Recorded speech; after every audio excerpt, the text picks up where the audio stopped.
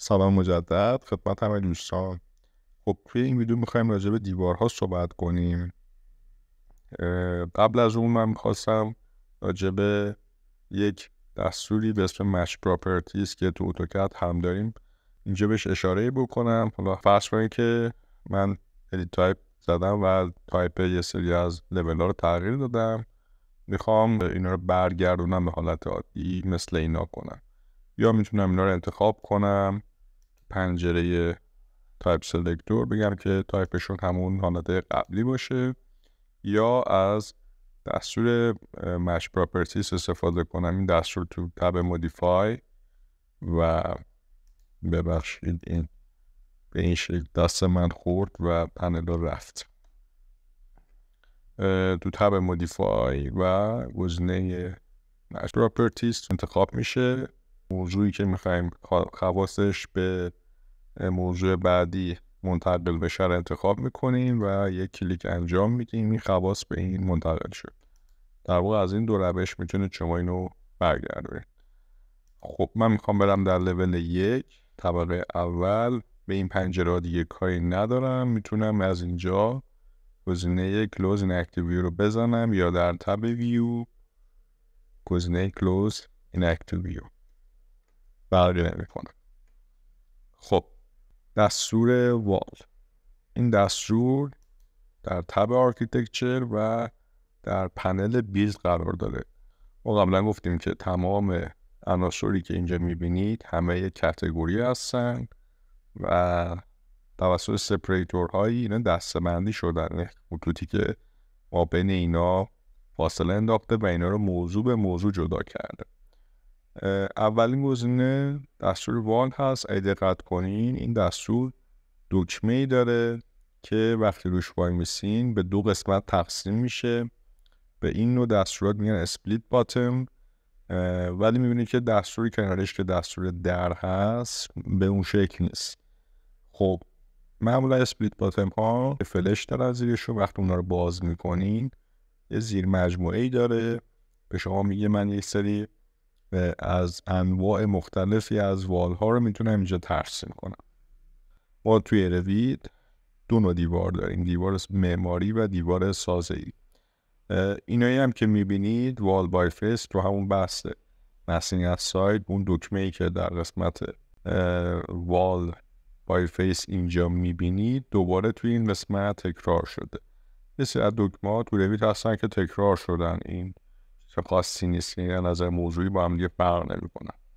ما اگر بیایم وال آرکیتکچرال رو انتخاب کنیم فرق نمیکنه، همین دکمه اصلی بالا میشه وال آرکیتکچره و شورتکاتش هم WA هستش. من وال رو میزنم، گفتیم من دستور انتخاب میشه، میریم توی تب مودیفای اتوماتیک. این قسمت در واقع تا اینجا مربوط به تب مودیفای هست. این قسمت که سبز رنگی در واقع دستورات مربوط به ترسیم دیوار هستش و این نوار آپشن بار هم مخصوص ترسیم دیوار هستش.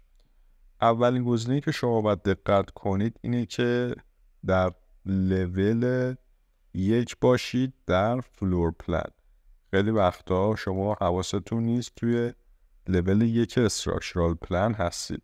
اگه دقت کنید این گوشه شکل آیکون لول استراکچرال با معماری فرق میکنه. حتی خیلی از موقع ها دوستانی میبینیم که روی لول سیلینگ پلان هستن، میبینید لول ها اینا آیکوناش با فرق میکنه.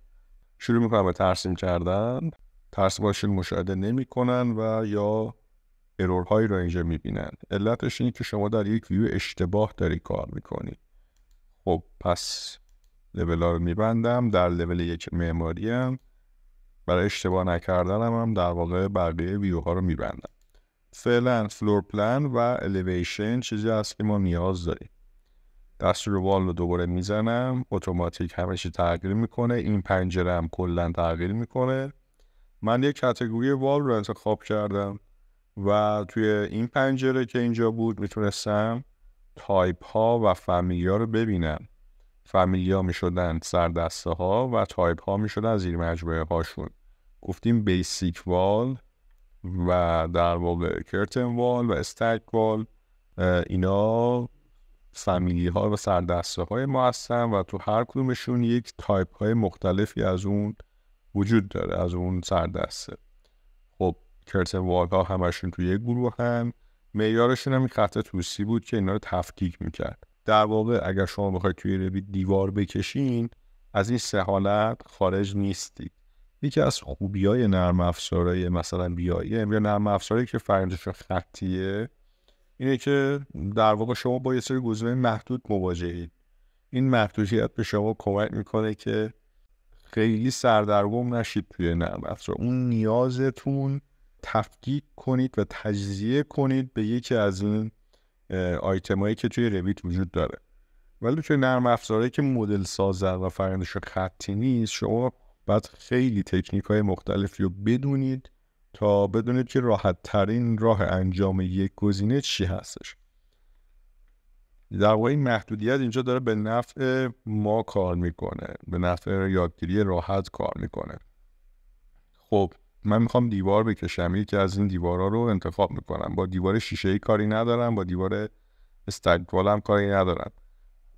هر آنچه میخوام یکی از این تایپ هاست، یا در این تایپ ها وجود داره اون دیواری که من میخوام، یا وجود نداره، من باید خودم یک تایپ ایجاد کنم. ما گفتیم که در رویت تایپ ها ایجاد میشن، فامیلی ها ایجاد میشن، ولی کاتگوری ها ایجاد نمیشن. من اگر اینجا مثلا کاتگوری وال و دور اینا دارم، دیگه نمیتونم به اینا دکمه اضافه کنم، ولی به هر کدوم از اینا میتونم یه عالمه تایپ اضافه کنم. خب برمیگردم تو همون دستور خودم وال و میخوام که یه دیواری ترسیم کنم. فعلا ما برای یادگیری دستور دیوار، برای که خیلی گیج نشیم، از همین دیوار جنریک استفاده میکنیم. دیوار جنریک یعنی هیچ متریالی واسش تعریف نشده، صرفا از ضخامتی واسش تعریف شده، 200 میلیمتر یا 20 سانتی متر بشه و از همین میخوام استفاده کنم. با جدول اینستنسش هم کاری ندارم، با ادیت تایپش هم فعلا کاری ندارم. فعلا میخوام هندسه ترسیم دیوار رو یاد بگیرم. خب اولین کاری که میکنم یک مسئله رو چک میکنم. این گزینه هایت باید به حالت هایت باشه. بهتون در قالب یه مثال میگم اگر حالت دپ باشه چه اتفاقی میفته. دیوار رو میخوام ترسیم کنم. این قسمت میشه دراو، یعنی ابزارهای ترسیمی که به من کمک میکنن دیوار رو بکشم. اولیش خطه، یعنی هر خط من بکشم مابعضای اون خط داره یه دیوار در پروژه مدل میشه. خب کلیک اول، به محض اینکه کلیک میکنم قیافه موس من عوض میشه، تبدیل به یه به اضافه میشه و یه سری اندازه های موقت به من نشون داده میشه. این اندازه های موقت به من کمک میکنه که راحت موضوعم رو ترسیم کنم.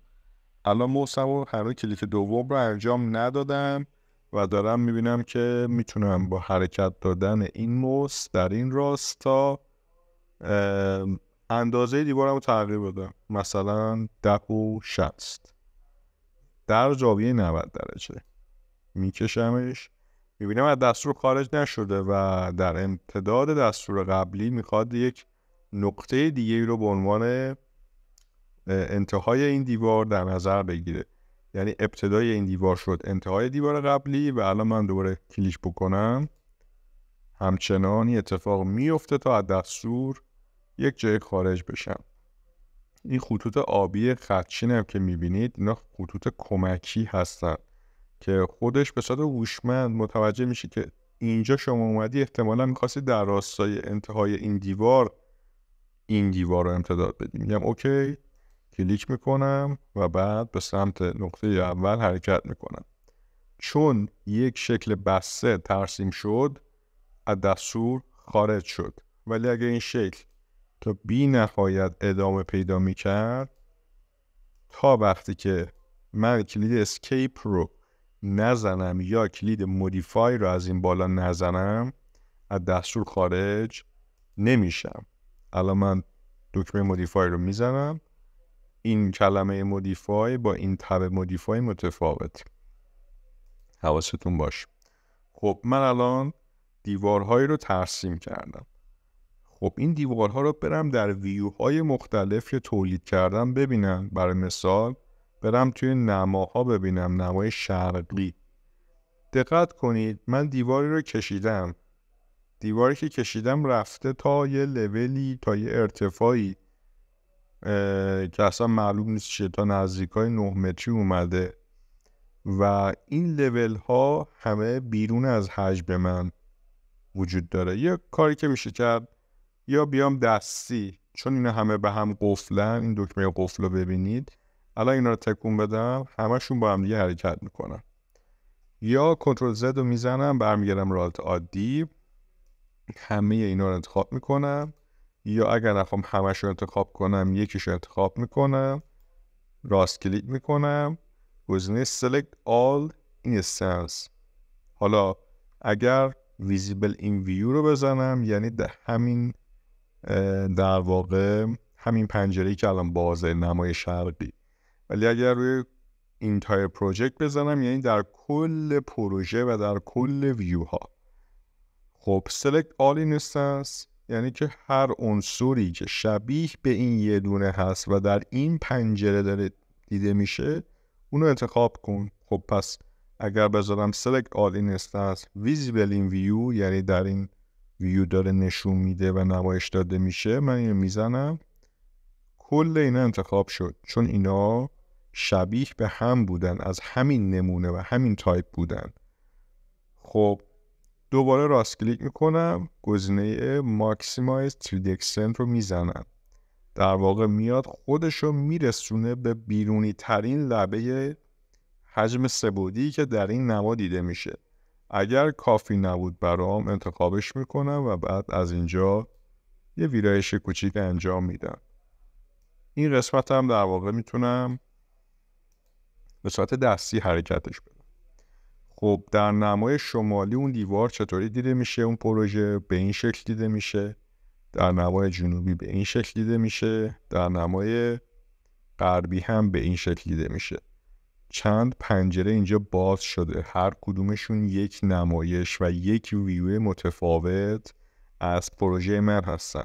اگر بخوام به صورت سه‌بعدی همین پروژه رو ببینم، میتونم برم در تب ویو و این کلید 3D رو بزنم، اما این مسیر طولانیه. به خاطر همین ما همینجا یک در واقع ابزارهایی داشتیم به اسم Quick Access Toolbar که روی نوار توسی شما میبینینشون. ابزارهایی که خیلی به کارمون میان و خیلی برای ما مورد نیازن، به جای اینکه تو تب‌ها بریم دنبالشون بگردیم و میایم میذاریم توی Quick Access Toolbar.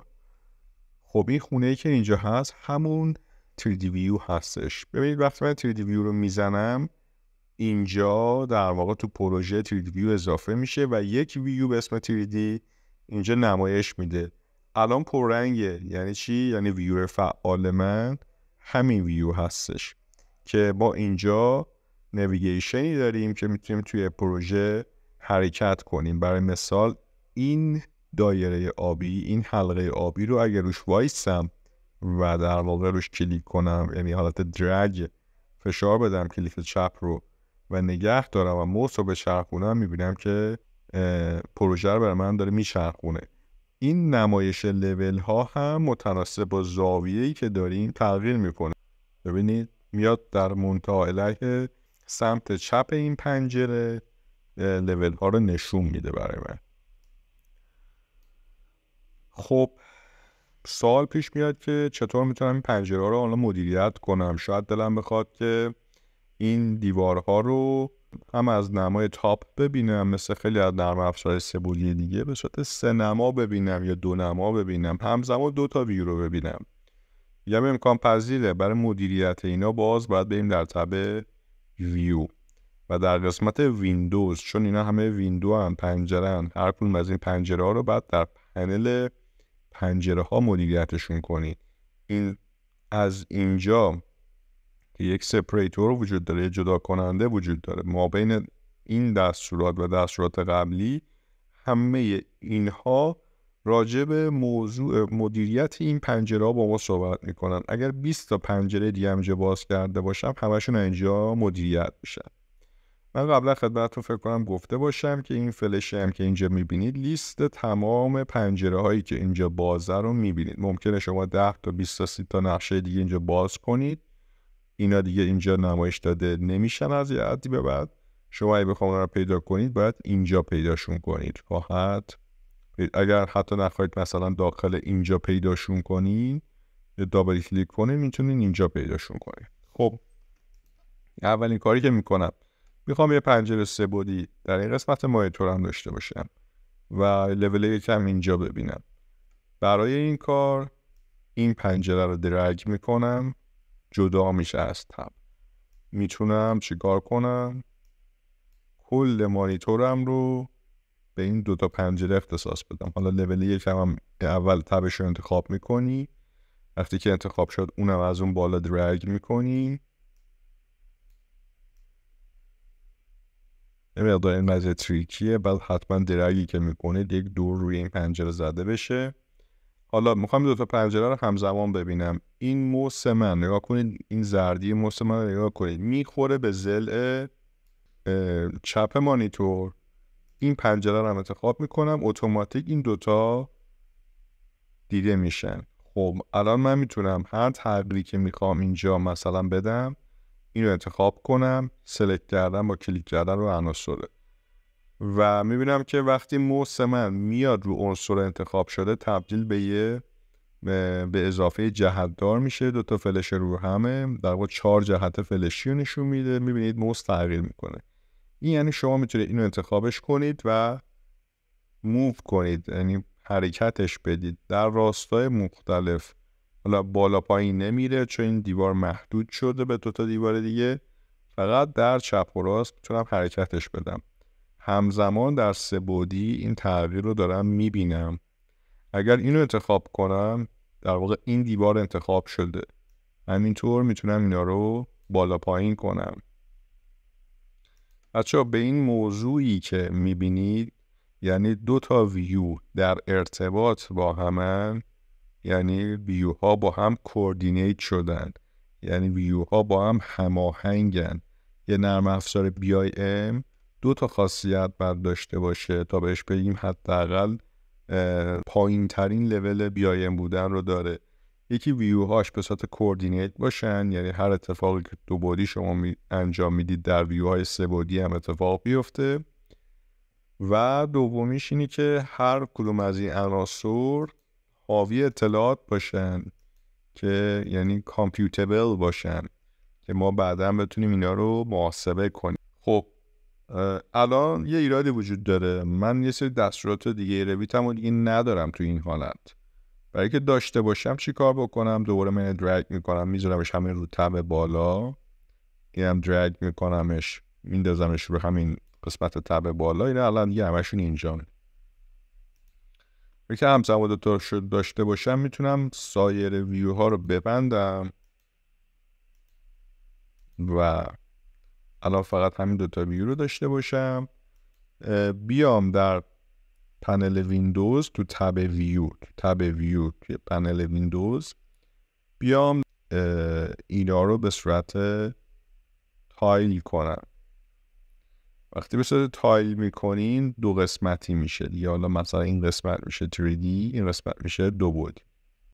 خب حالا اگه بخوایم اینا رو برگردیم حالت تب، یعنی همشون اینجوری ردیفی اینجا باز بشه، بعد حتما کلید تب ویو رو بزنین. تب ویوز که زده شد دوباره اینا به صورت تب قرار میگیرن. الان هم دیگه هر لولی من هر ویوی اضافه کنم اینجا تو همین تب قرار میگیره. اگر بخوام سویچ ویندو کنم، یکی از کارهایی که میشه کرد، یعنی این پنجره جلو شما بازه، میخواید مثلا بگردید پنجره 3D رو اینجا پیدا کنید. اگر تو این لیست تب هاتون نبود ممکن میگم شما 20 تا 30 تا ویو اینجا باز کنید، تو اینا دیگه پیداش نکنید. یه حالتش اینه که اینجا بازش کنید پیداش کنید، یه حالت هم هست که اینجا تو این لیست بگردید پیداش کنید. چیز خیلی مهمی میتونه باشه وقتی که تعداد پنجره ها زیاد میشه، تعداد ویو ها زیاد میشه و شما نیاز دارید که این قضیه رو مدیریت کنید. تو دفاتر برای راحتی کار بهتره که 2 مانیتور کار بشه، چون معمولا ما در رویت حداقل 2 شیت باز داریم یا 2 تا موضوع رو باید با هم تطبیق بدیم یا یه وقتی از یه نرم افزارهای دیگه استفاده میکنیم، میخوایم مثلا یه سری موضوعات رو در واقع از اونجا بفهمیم اطلاعات. به طور کلی بهتره ما 2 تا مانیتور داشتیم باشیم و این بحث جابجایی تب‌ها و ویوها اونجا به ما کمک میکنه.